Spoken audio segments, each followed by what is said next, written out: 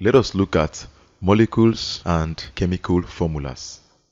A molecule is an aggregate of at least two atoms in a definite arrangement held together by chemical forces. A chemical formula expresses the composition of a compound in terms of the symbols of the elements involved. By composition, we mean not only the elements present in the compound, but also the ratios in which atoms occur in the compound. The two types of chemical formula we need to become familiar with is the molecular formula and the empirical formula. A molecular formula shows the exact number of atoms in each of the elements in a molecule. The simplest type of molecule contains only two atoms and is called a diatomic molecule. Elements that exist as diatomic molecules under atmospheric conditions include hydrogen, nitrogen, oxygen, as well as the group 7A halogens, for example, fluorine, chlorine, bromine, iodine. In each case, the subscript in the formula indicates the number of atoms in the molecule. The atomic molecule can contain atoms of two different elements, as in hydrogen chloride and carbon monoxide. These formulas have no subscript because when the number of a particular atom present is 1, then the number is not shown as a subscript. A molecule may contain more than two atoms, either of same type as in ozone or different types as in water. Molecules containing more than two atoms are called polyatomic molecules. Know that both oxygen and ozone are elemental forms of the same element, oxygen. Different forms of the same element are called allotropes. Two allotropic forms of elements, like carbon for example, which is diamond and graphite, present dramatic differences, not only in properties, but also in their relative cost. You should be aware of the important differences between molecules and compounds, two things that are often used interchangeably but not necessarily having same meaning.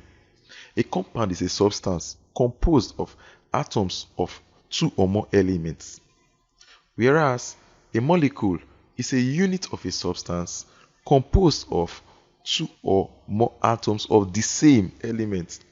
Thus, the symbol F2 represents a molecule but not a compound, because there's only one type of element present in it, fluorine. On the other hand, the symbol NH3 represents both the molecule because there are four atoms present and a compound because there are two different types of elements present. I hope this is clear. So now let us look at the empirical formula. The molecular formula of hydrogen peroxide, a substance used as an antiseptic or a bleaching agent for textile and hair, is H2O2.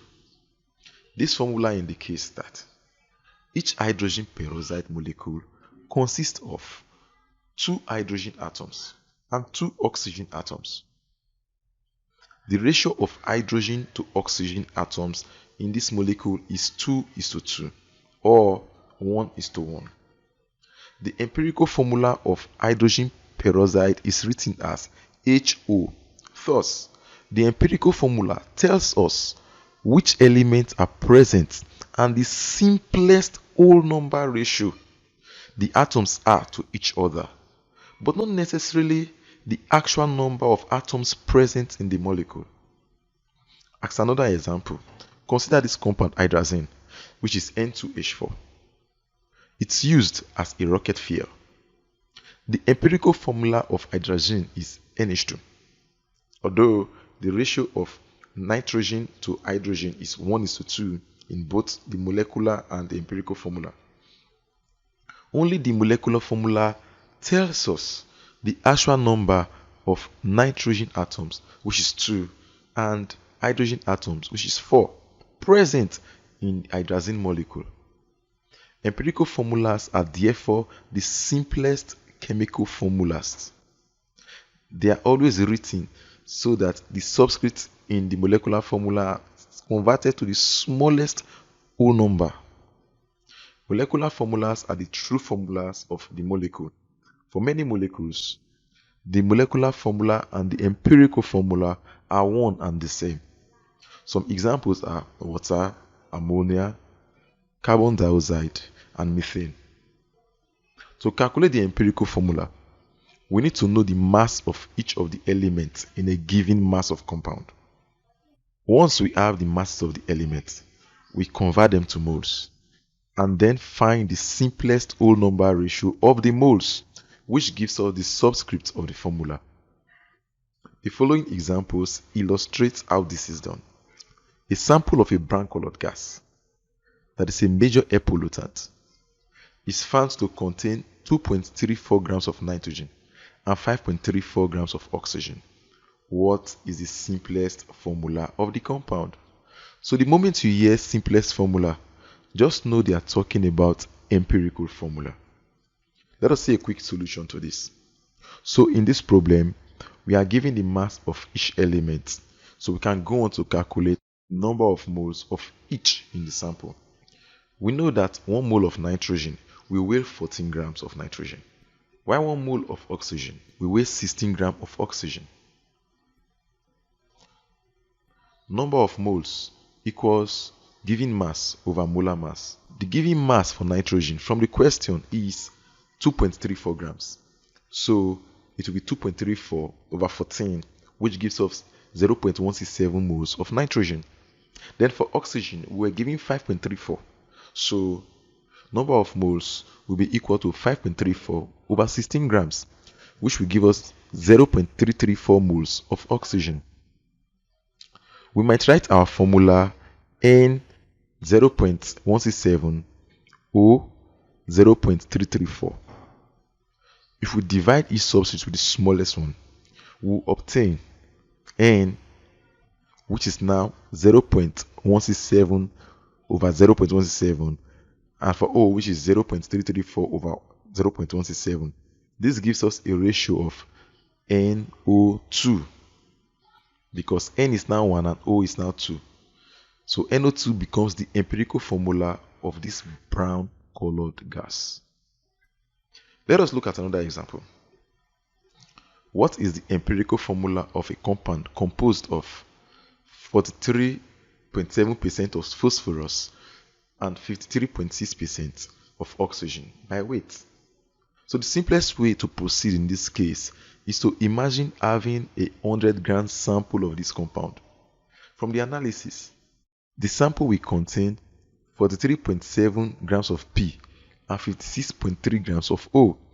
Notice that the percent becomes grams.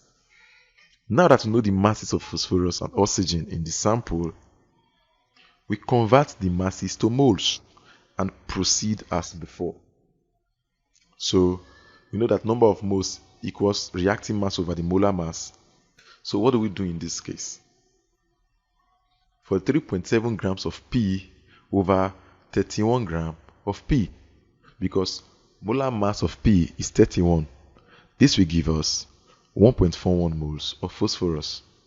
As for the oxygen, which has a reacting mass of 53.3 grams, it will be 53.3 grams over 16, which will give us 0.52 moles of oxygen. So the formula will be P1.41 or 3.52. If I divide by the smallest numbers we did before, I will have P 1.41 over 1.41 and O 0.52 over 1.41, which gives us PO 2.5. All numbers can be obtained by doubling the subscript. Thus, the molecular formula will become P2O5. Usually, it is not possible to decompose a compound into elements then weigh them. So, a different strategy has to be used. As a rule, this involves causing the compound to undergo some chemical reactions that divides the element from each other and isolates the from the compound to compounds having known chemical formulas. Such analysis require very careful work to ensure that all of a given element or in the original sample is isolated in the compound of known formula.